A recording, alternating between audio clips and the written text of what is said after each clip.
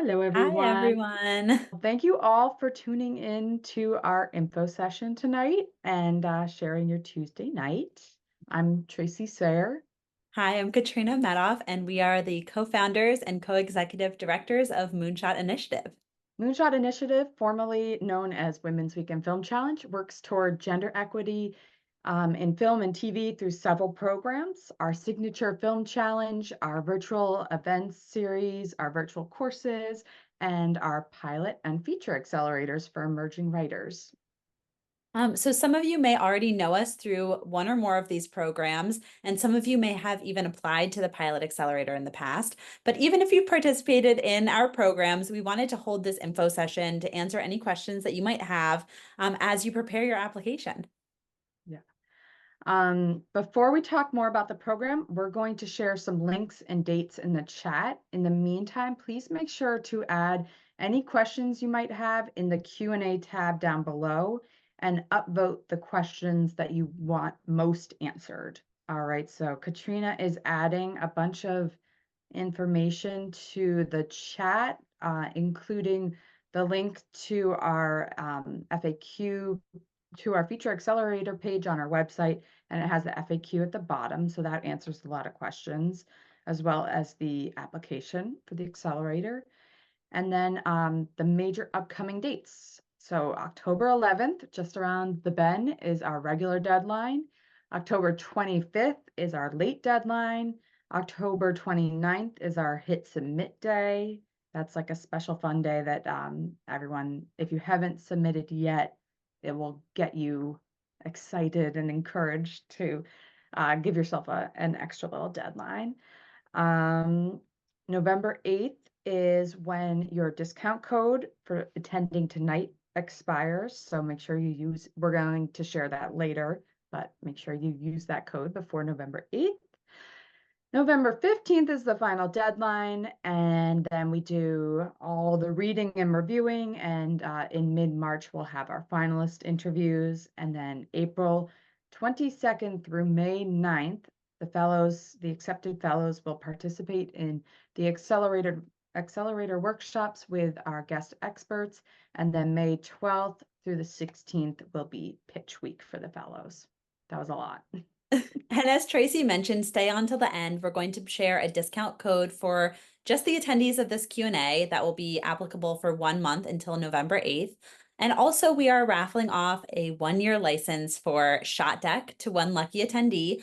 That gives you an access to stills from thousands of films to help make pitch decks and inspire your vision. So Yeah, now we're I going use to Shot take Deck like every day. I love it so much. It's such a great tool for filmmakers. So you're very lucky if you are one of these winners. After we're going to take a few minutes to give you a rundown of the Feature Accelerator application process and the program itself. And then after that, we're going to answer all of your questions. So again, please submit your questions in the Q&A tab, not in the chat. We have a lot of people in this session, so we might not get to all of the questions, but we're going to try our best to cover as much ground as we can. And you can always upvote other people's questions if it's something that you also really want to hear the answer to. So right now we're accepting applications. We're looking for completed feature-length live action screenplays in any genre. So that means no documentaries, no animated films, short films, partial drafts, pilot scripts, web series, or animated series. All submissions must be in English as well. We are specifically looking for features that improve the representation of women and non-binary people on screen. The fees range depending on when you submit. So the early deadline, which has already passed, that was in September, was $65. And the final deadline in November 15th is $110. And at the end of this Q&A, you're going to be getting a discount code exclusively for attendees of this panel. And it doesn't matter when you submit. We get that question all the time.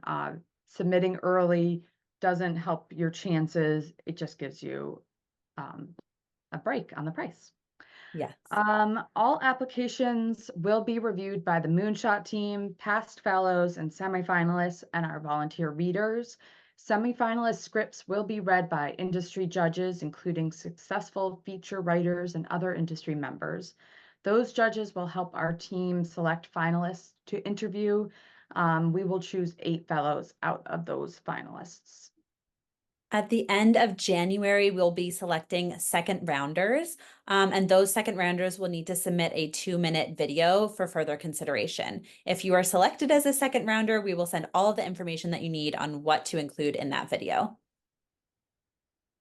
The videos will help us select about 50 quarterfinalists.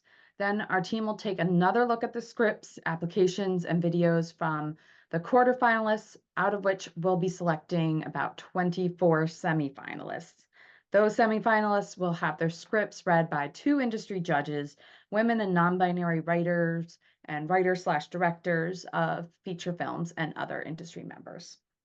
Our semifinalists are also invited to a virtual networking event, which is really fun, where they can connect with other semifinalists and build their community of up-and-coming writers.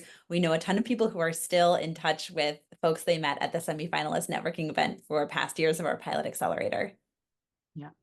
And then after we receive feedback from our industry judges, we'll select about 12 finalists, and we will interview all of them via Zoom in March. We will announce the 8 fellows in April. We're looking for people who have complete polished features that are ready to sell and who could benefit from multiple potential pathways toward furthering their career, which we'll talk about later. And we're looking for people who are excited to dedicate a lot of time and energy into this program. It's an intensive time of getting your pitch really polished and ready for meetings and pitches. So it definitely, takes a lot, not only in those actual workshop times, but also around it in terms of homework assignments and practicing and whatnot. Okay, so the program itself, what does this entail? The 8 fellows will get homework. Once they're announced, they get their homework assignments, which is a few weeks before the program begins. They will be reading each other's scripts, watching some of our past virtual workshops, preparing a verbal pitch, etc. We will be meeting from 10 a.m. until 1 p.m. Pacific time / 1 to 4 p.m. Eastern time on dates between April 22nd and May 9th. The exact times are subject to change based on the guests' availability. During those meetings, we'll be bringing in industry guests to give you advice, help you polish your pitch, and answer any questions that you have. So we have 3 different sessions where industry experts are going to be giving feedback on the fellows' pitches. So that includes a speech coach, a feature writer who successfully sold a script, and a development exec in the feature space. And we also have Q&As about the business end of the industry with an agent, a manager, an entertainment lawyer to really make sure that you're feeling prepared to go into meetings and really understanding what the business entails. And then after those intense 3 weeks of training, you will have Pitch Week. During Pitch Week, Netflix, Berlanti, Neon, Yes Norman, Fusion, Level Forward, BFD, K Period Media, Activist Artist Management, and other studios and production companies, producers, agents, managers, and financiers will be hearing pitches from our fellows. We have not yet announced the full list of who's hearing pitches, but keep an eye out on our website, social media, and email list for the announcement. Companies that have heard pitches in the past for our Pilot Accelerator include HBO, Netflix, Hulu, Showtime, Warner Brothers, Starz, Prime Video, and many more. Each company that gets involved has agreed to hear at least 3 pitches. So we send over the fellows log lines and bios to them in advance, and they let us know whose pitches that they would like to hear, which means that the people who are hearing our fellows' pitches, they really want to hear those specific pitches. Some of them, they only might develop comedy. And so, for example, they wouldn't be interested in hearing drama pitches or vice versa. And, they are making the selections just based on what they are personally interested in. And this is our first time doing a feature accelerator, but we've done 3 pilot accelerators, and we can say that in the past, we've had about 20 companies to hear pitches, and we've set up a total of about 60 pitch meetings. And those are all one-on-one pitch meetings between the fellow and a company. Each fellow had 5 to 10 one-on-one meetings. About 85% of past year's meetings ended in a request to read the script. And several executives told us how impressed they were with the fellows and their pitches, saying they were better prepared than many of the meetings they typically take. Yeah, we get that compliment a lot, and it never fails to make us really happy because we want our fellows to just go in being the most prepared that they can possibly be and putting their best foot forward and, really leaving a really wonderful impression with the execs. So yeah, since the pilot accelerators, several of our fellows have gone on to get staffed, receive representation, become mentees to showrunners, gotten work as writers, room support staff, won contests with their pitches that they prepped as part of our program, and more. The outcomes are a little different for the Feature Accelerator. So we'll talk about our goals next. Before we go into goals, just remember to add any questions that you might have to the Q&A tab and upvote any questions that you want to make sure that we answer. So the goals of our Feature Accelerator, it is to identify, elevate, and spotlight talented emerging feature film writers with strong voices and unique stories. Amplify stories by and about women, non-binary people, and underrepresented communities. Guide our fellows in crafting and polishing strong pitches for their current project and help them master the art of pitching so they are confident in all future pitch opportunities. We also, oh, go ahead. Set our fellows up on one-on-one pitch meetings with production companies, agents, managers, producers, financiers, studios, and streamers with the aim of getting the writer and or their current feature script to the next level. Positive outcomes may include, you may take this. I was trying to give you a break earlier. Positive outcomes may include getting their script bought or optioned for development by a production company, studio, or streamer, getting financiers or producers interested in coming on board the project, getting representation from an agent or manager, being considered for open writing assignments or IP projects by a company that they pitch to, securing a general meeting with a studio, streamer, production company, building long-standing relationships with companies and execs so that they may be considered for future opportunities. And maybe more important than all of this is creating a strong community of emerging writers who are going to uplift one another. It's pretty wonderful to us what we've seen with our past groups of Pilot Accelerator fellows. They're all still in touch. Our most recent year, they're currently in, they made a writers group that is continuing every month, and they're like very much in touch and supporting each other, recommending each other for opportunities, giving notes on scripts, working together. So we're really proud of that community of not only the fellows, but also the larger community of, the semifinalists and everyone who kind of gets to the later levels of the program. So some other resources for our monthly donors, we have a bunch of full recordings of our past virtual workshops, including a mock general meeting with development exec Jasmine Russ, a Q&A with Warner Brothers development exec Mitzi Miller, and the panels with our past Pilot Accelerator fellows. So we are a nonprofit and we are dependent on our community support. So if you'd like to support us that way and also gain some extra insight through these workshops, definitely click the link. And are we ready? And also we have some helpful blog posts to help with your application. We have why we created the Moonshot Feature Accelerator, a cheat sheet, the answers we want to see on our Moonshot Feature Accelerator application. Definitely read that before you apply. And what screenwriters get out of the Moonshot Accelerator. So we tried to predict a lot of your questions and answer them that way, but we're so glad that you're here tonight to ask your questions live, and we would love to answer them.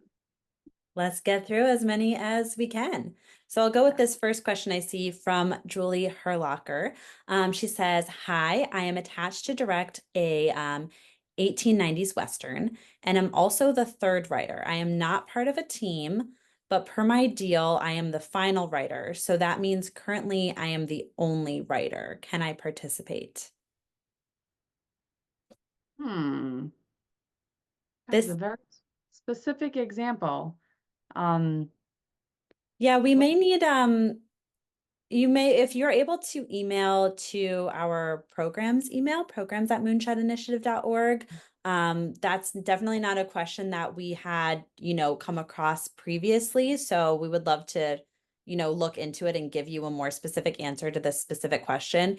To go into like a more general rule, we're kind of looking for the feature, the writer of the project. So if you are attached as, I know that Julie, this isn't your question, but just for other folks, for, if you're a director of the project, or, if you're not involved with it currently, or whatever, we're really looking for the writer who will be, who it's their project, they own it, they're able to make all these decisions about the project, and who gets to hear the pitch and who gets to move forward, um, just in terms of like, the IP and legalities and everything.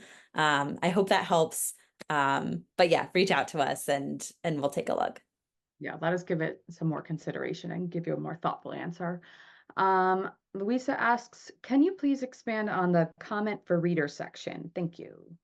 Yeah, so we don't know how to get rid of that on Coverfly. That's not something that we added, and it's something that just kind of exists. I think it may be more for programs where they have, people are paying for reader notes, but No, it's I think not. it's like to include like a trigger warning for the reader. Hmm. That's how I read it. Yeah, it's not something that we have that we set up. It's a Coverfly thing. I think it's like if you need the reader to know something before they read the script, but it's not going to affect your application at all. Okay, yeah, so trigger warnings or anything of that sort. But yeah, that's not a question from us. So you definitely don't need to come up with a comment for the reader if you don't already have one. All right. Tavali asks, what type of projects are you looking for? Do you prefer completely original screenplays, or are you okay with screenplays based on public domain material? We love original screenplays and we would love public domain material as well. We're just looking for great writing, original concepts and execution. So you could totally take something from the public domain as long as you are using your amazing voice to write that story. Um, Brooke asks, are adaptations allowed if you have the rights?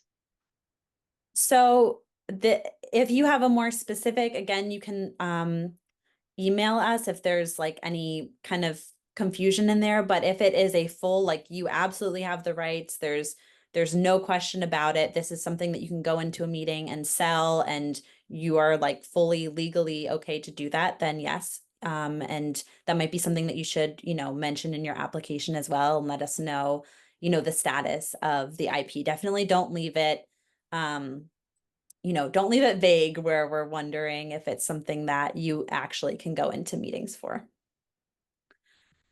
Tivoli asks, do the screenplays have to feature female protagonists? So we really want something that's furthering representation of women and or non-binary people on screen. Often that does mean a protagonist, but it could also mean that there are a lot of, women and or non-binary people in the cast of characters who have really meaty, great roles. To kind of talk a little bit more about this, we're looking for we have a question that asks, how does your project improve representation on screen? And, you can always let us know, okay, I have a female protagonist, or I have a lot of female supporting characters, or what have you. But we would also really love kind of above and beyond that. How is it improving representation even more than what we typically see on screen? So maybe you've never seen a non-binary person in this specific job, or a specific type of relationship, or you don't normally see women from your culture portrayed in a certain way. And, just kind of give us more specifics about how your project is increasing representation. Okay, Carlotta asks, could you talk a little about the terms and conditions of entering and possibly winning the fellowship? Will we still own rights? Does your company get a percentage of any profits, etc.? You will absolutely still own the rights. It's your project, your work. We don't get a percentage of any profits. We do ask that you would make a donation if you end up making a profit off of the help that we provide. And that's to help the next wave of emerging writers as well. But no, we don't claim any ownership or profits. Alicia asks, when will the companies who will hear the pitches be confirmed? It's all on a rolling basis. So as a company says yes to us that they want to participate, we add them onto our website, we add them onto our list. So you can see a bunch on our Feature Accelerator page on our website now. And, you know, as time goes on, a lot of companies aren't really comfortable saying yes to something, you know, this many months in the future. So we always will be getting, you know, more companies throughout the application period. We even will be getting some more companies on board during the accelerator workshops, like right leading up to pitch week. We usually get a few extras on board. So there's no kind of definitive like when we're done with getting new companies on board, but you'll just always see them added on a rolling basis. Tavali asks, should we submit screenplays we intend to direct or only screenplays we want to sell but not direct? You can do both. I will say, a lot of the companies that want to hear pitches, they do want to leave some room for who would direct. So I feel like your chances would be a little higher with the companies if it is a screenplay that you'd prefer to sell and not necessarily be attached as a director.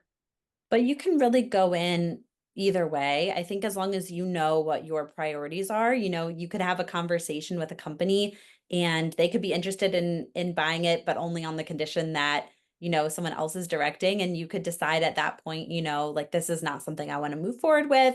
This is really important for me to direct. There are some production companies on board that might be really excited to have a writer director attached with a really specific vision.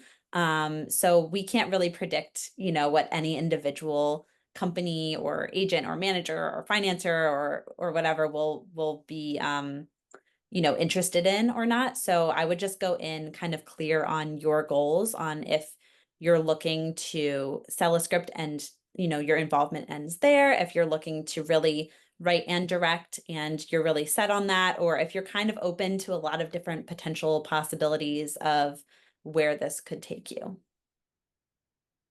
Carlotta asks, what's your success rate? How many have gone through the program and have successfully developed a series off their pitch or landed representation? Can you name an example? Just curious.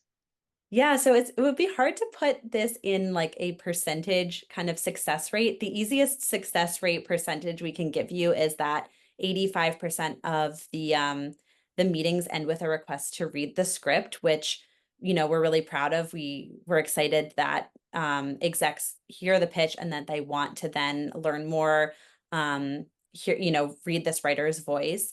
It is a shot in the dark. If you have been a showrunner in the past, if you have sold shows in the past, it is a total shot in the dark to get a feature sold, a pilot sold, let alone to be a totally unknown writer with no credits. So that has not happened yet, but you know, we're hoping sometime in the future. But we're also kind of hoping that the Feature Accelerator gives a little bit more opportunity for that kind of like direct success story of, you know, selling something, because it's a lot less of a commitment for a company than kind of like developing an entire series. And so, yeah, several have landed representation. I think at least 5 or 6. Yeah. Almost a third of people. And then on top of that, people have landed representation. Don't quote me on these numbers. People have landed representation by one fellow, you know, referring another fellow to their representative. But yeah, we've gotten a few different things. We also had somebody who left our program, had an opportunity to pitch her project for a development deal through another competition, and then got that development deal. So, you know, she was like, this is really important that I was able to walk in with a ready made pitch and get that. So yeah. Yeah. And we're really looking for fellows that understand that this is a long game, that it's really about building relationships and getting your foot in the door. And so what we're providing is these crucial first introductions to major companies, studios, production companies, and everything that you wouldn't normally get, so that you can build on that and have more and more meetings, and things will evolve from there. But it's almost never that you would sell something in the room these days. And we have a lot of fellows who then, they get a ton of follow-up meetings from their meetings. And these are people that they're now in touch with over email, or who know their name, who, when the next time, a writing position comes up that they think that this person's really right for, they now know about this person. They now know that this fellow is an option for hiring for that. So, we are kind of excited to see, 10 years down the line, what's kind of come of these with the butterfly effect. All right, here's a question from Kyra. If selected as a fellow, will there be feedback given on the script itself / writing notes, or is it more about honing pitching / business skills, or both? Good question. It is more about honing, pitching, and business skills. By the time you are a semifinalist, we think your script is fantastic. It's gotten great reviews. We have no notes. So it's all about making the very difficult decision to select 8 fellows from that point on. And so any fellows that we're accepting, we think their scripts are perfect. So there's no notes. The other thing is that anyone who's interested in developing your project is going to have different notes.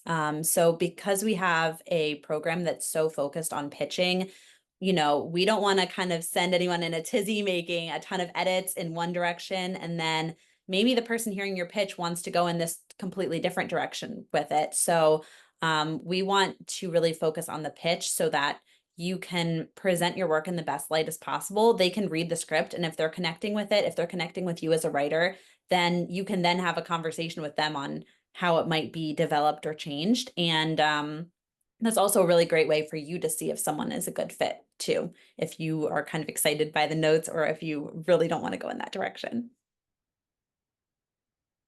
Do I ask the question, or do you? I think it's your turn, but I don't totally know. Go Cynthia ahead. asks, can you submit more than one application if the script is different? Yes, absolutely. They're just two completely different applications. They will be looked at completely separately. So yeah, you can absolutely submit multiple applications. And they'll most likely have different readers. Yeah. Nil asks, how many applications do you expect to get for the accelerator, just based on the previous pilot accelerators? We're thinking about 1,000. Yeah, we don't know. Our pilot accelerator's got like 600-700. We think more people have feature scripts, but we're not totally sure. So we'll see. But we expect at You're least prepared to read 1,000. we're prepared. I It got you could be 500, glasses. it could be 1,000, it could be more. We Yeah. don't know. But we want as many applications as possible because we're trying to find the best voices out there. And it also helps when we present the fellows to the executives to say these people stood out amid an enormous field of writing. And so it helps to have. And it helps for, the quarterfinalists, the semifinalists, the finalists to say that they were on the top X% out of this huge group of writers too. So yeah. No, I don't remember who's asking. No, it's hard to remember. Go All right, ahead. Alex asks, are we just submitting the screenplay, or can you also submit a pitch deck, etc.? You may submit a pitch deck if you would like. Our general advice is that you should only submit a pitch deck if it's something that you kind of already have, you're really excited about, and you think it adds to your application. So we have seen applications that have been, really improved by having a deck where we can see, wow, this person has such a sense of the world of the show and the visuals, and their comps are so in line with what we're reading, and it just gets us more excited about the project. On the other hand, if you kind of throw something together, it might be a detriment to your application, because we might be like, this doesn't really match with what I'm reading. Does the writer really understand what they have on the page? Or, if the comps are kind of not really suitable for the project, we might wonder, if the writer really understands where their project kind of lies in the landscape. So, just you can submit one, but it's by no means required. I don't know that even that many of our past fellows have had one. I don't really even remember. So it's really just if you think it will be an improvement on your application. Okay. Cynthia says, is in this challenged industry, how much does genre influence the final fellow choices? For instance, is a contemporary thriller more likely to be chosen over a period drama? We love period dramas, and we always select at least one period drama on our fellows. Like always, we love period dramas. If they're well written, we love them. To be honest, we do think that we do hear the criticism that it's too expensive to produce a period drama. So that is a reality, but if the writing is good, it's always going to get you noticed. So I would give the advice that if you are trying to decide between, if you have two scripts and you have, all the questions are moving. Oh, I'm sorry. I'm trying to get rid of the ones that we already Oh, did. that's okay. If you have a contemporary thriller and a period drama, I would submit them both because I would want to up my odds. But if you feel like the writing is better for the period drama, submit that. If the writing's better for the thriller, submit that. We're really going off of writing before production costs. Yeah, for us, we really like to have a nice variety of genres. So we'll typically have half of our fellows be more in the comedic space, half more in the drama space. Now, this is a lot easier to sort of say half and half like that for the Pilot Accelerator because you have the kind of half-hour comedy pilots and the hour-long drama pilots. But either way, like we love having a mixture. I mean, we've had dystopian sci-fi, we've had Western, we've had contemporary comedy, we've had mockumentary, we've had a lot of period pieces too. So yeah, just put your best foot forward and yeah. Jen asks, are co-productions between Canada and the US or other countries welcome?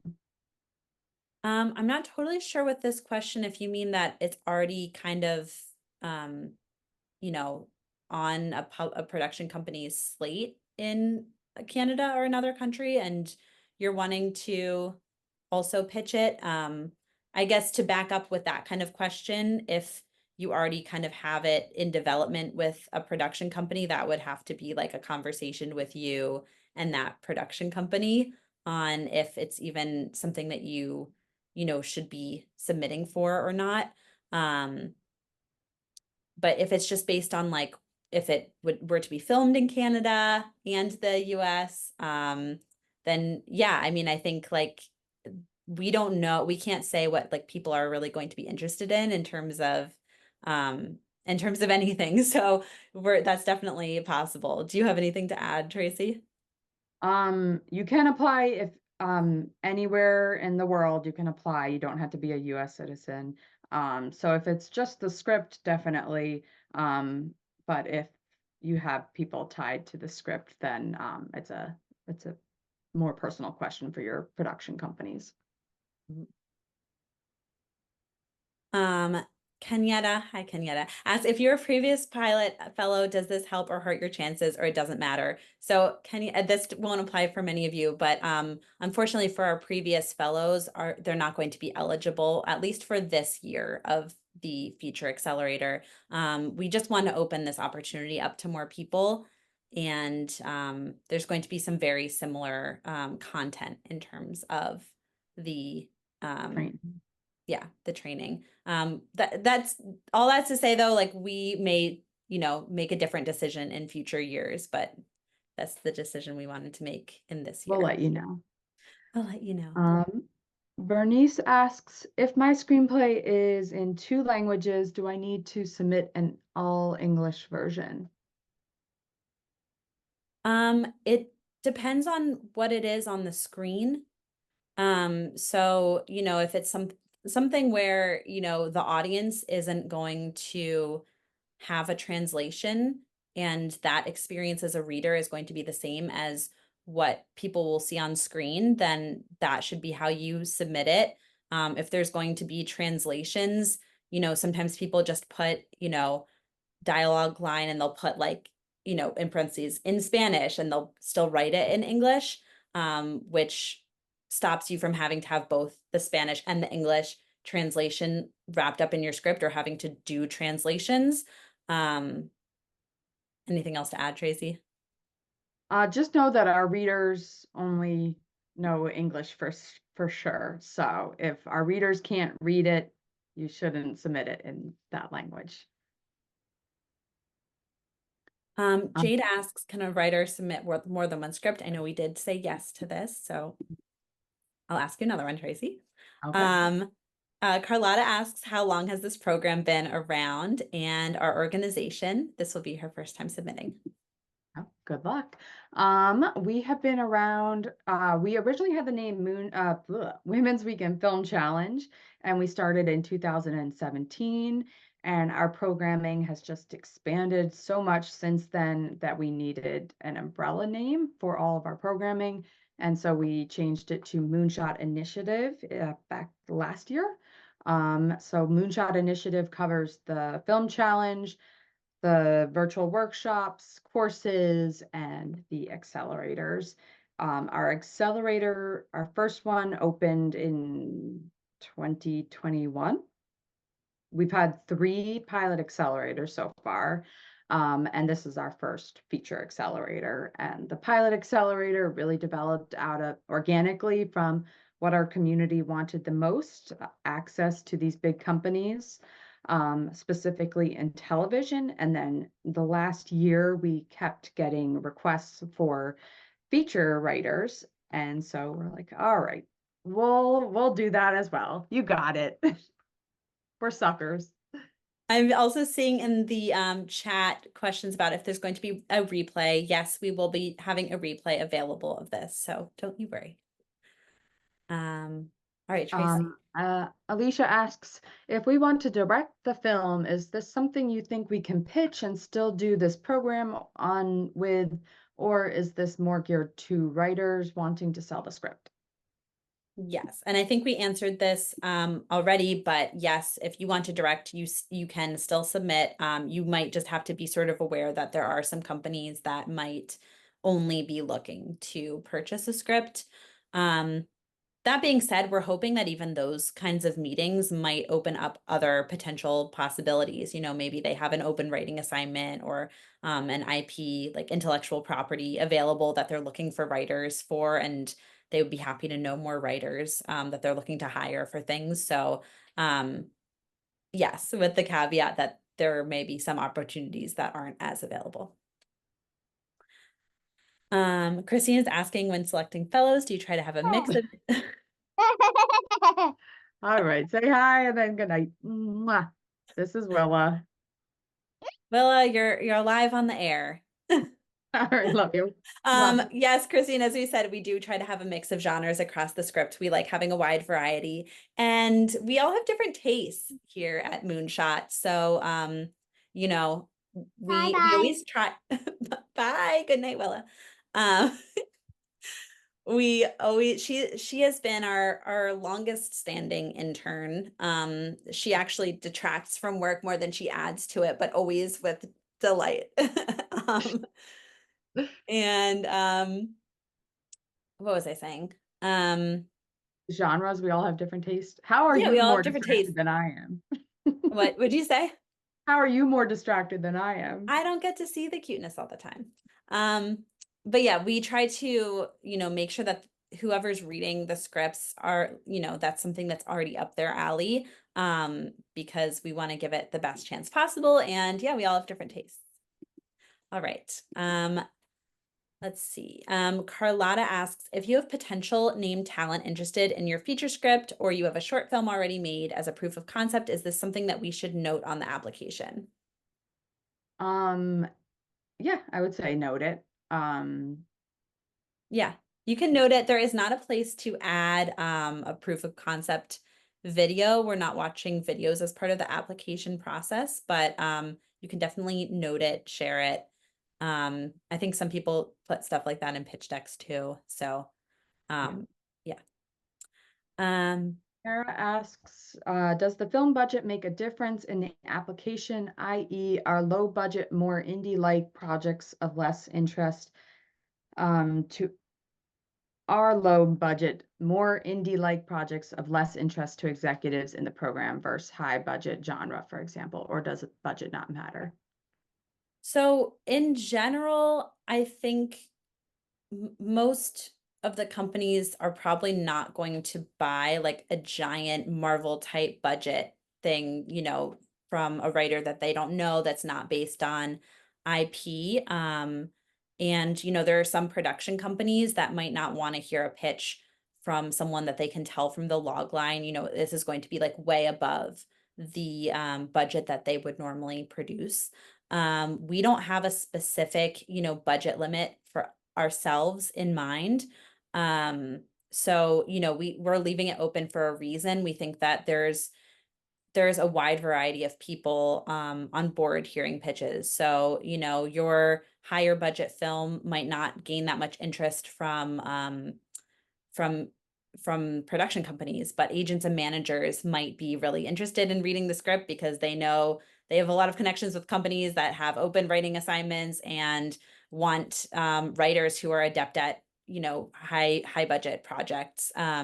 So yeah, there's different people with different kind of agendas who are hearing pitches. So there's a lot of that leaves a lot of room for variety. Yeah. All right. So I guess to add to that question, like think about what your goals are. If your goal is think about the end game, do you want to be writing more high budget films? And so submit that high budget idea and get the connections from people that are interested in that genre. But if you're looking to make your first film and you really want to sell it, then a smaller budget is more realistic for that. So just It think will about. also, I think, help to, as we said, we haven't like finalized every company that's going to be on board yet. So, keeping an eye on the companies that we have on board, taking a look at what they do, what kinds of projects they end up producing would always be helpful, if you want to get, more information about that.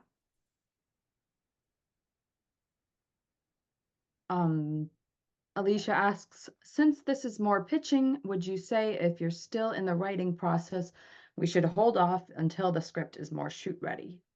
Yes, I would say so. We are looking at scripts that are totally, finalized and you are ready to send them to industry members. You're going to be excited for an industry judge to read this script, someone that is higher up in the industry. Like that's the foot forward that you want. You want to, I'm mixing up metaphors here. You want to put your best foot forward. And you're going into pitch week, you won't really have time to be writing, editing, revising. So you want to feel really prepared and ready that this is the sample that an agent or manager would see. This is a sample that the production company would see. So, and keep in mind, you're going to be competing against people who are submitting something that they feel is complete. So all that's to say, be complete with the writing process. We also put a little caveat that some people will never feel really done and really ready. Some people never feel like the revision is done, like nothing ever feels completely perfect. But if you feel like it's in a state that you're proud of, that you feel like, yes, this is ready to go, then I think that's when it's ready to submit. Tavali says, are there additional materials to submit besides the actual screenplay? Not additional materials. You can choose to submit your pitch deck, which we talked about a little bit earlier. If you're really proud of it and you really feel like it represents your script accurately, then include that. But besides for the screenplay, you're just going to be asked to answer a few simple questions. Amy asks, who is reading the scripts in the first round? Are the readers given direction on how to read? Only read first 50 pages, specific things to look for, etc. Yeah, so our first round is with some members of our internal team and some past fellows. So people we really, really trust to make decisions on whether this should go on to the next round. They kind of have a general rubric to be looking at. We kind of give them the directions of how much, to weigh the application answers and what we're looking for in that. So yeah, it's all very trusted people that we would trust to read our own script. That's always kind of what we go for. We want to make sure that like they're the type of people that we would feel like are good readers for our own projects. Yeah. The first round is really about weeding out the scripts that just aren't a serious contender, scripts that are not formatted correctly at all, not the typos galore where you can't even understand what's happening. Yeah, that kind of stuff. Yeah. All right. Does Moonshot welcome horror submissions, or is horror too contradictory to Moonshot's philosophy/mission statement? I love horror. I write horror. We don't see it as contradictory to Moonshot's philosophy at all. No. Yeah. We'd love to see your horror submission. Yeah. Debelina asks, can you be eligible if you intend to film the screenplay in a language other than English, but submit the English translation to the accelerator? Oh, interesting question. Yeah, I don't think you would be ineligible. I think a lot of the production companies are, US based production companies. So they might not be filming in these other countries, but I don't see why not. Neon, they Yeah. produced Anatomy of a Fall, which was in French. So Yeah, that's a good question. I hadn't really thought about it. it will definitely lessen your odds of getting meetings with the executives because, well, no, if they can read the script in English, I don't know. Yeah, I think yes. The answer is yes. Yeah. Good question. I hadn't thought of that. Um, okay. Aisha says, in your opinion, what constitutes a polished script? I know that's a bit subjective, but rule of thumb. I would say number one, no typos. Number two, it should be like a reasonable length. If it's 200-page script for a feature film, we wouldn't think that that's a very that's just not an industry standard. Um, it has clear structure, developed characters, a clear plot. There are themes. The description is eloquent, and the wording is efficient, and the dialogue is evocative and realistic, and there's a style to the writing. So I went from broad to specific. And Yeah. would you add anything else to that? No, I think that's good. I think sometimes too, it's like your feeling of it feels ready. Mhm. Um, and yeah, you feel comfortable sharing it with the world. All right. Charlene asks, do you anticipate that some of the companies will want a pitch deck for the feature accelerator, or will it likely only be considered during the application process?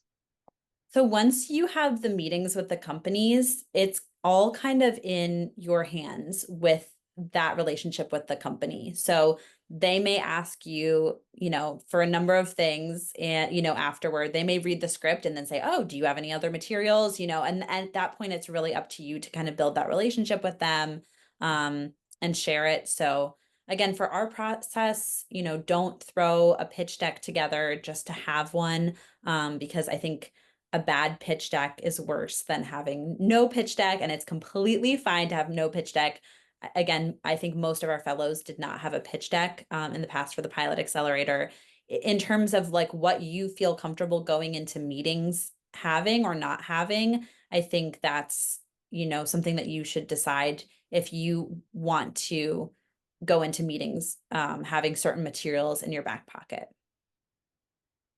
Jumana asks, do we have to submit a budget also? No. No, that one was easy. All right.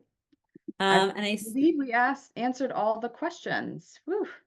I do see one in the chat from Christine asking when you submit matter, earlier versus later, or is it just application fee cost difference? It's just the application fee cost difference.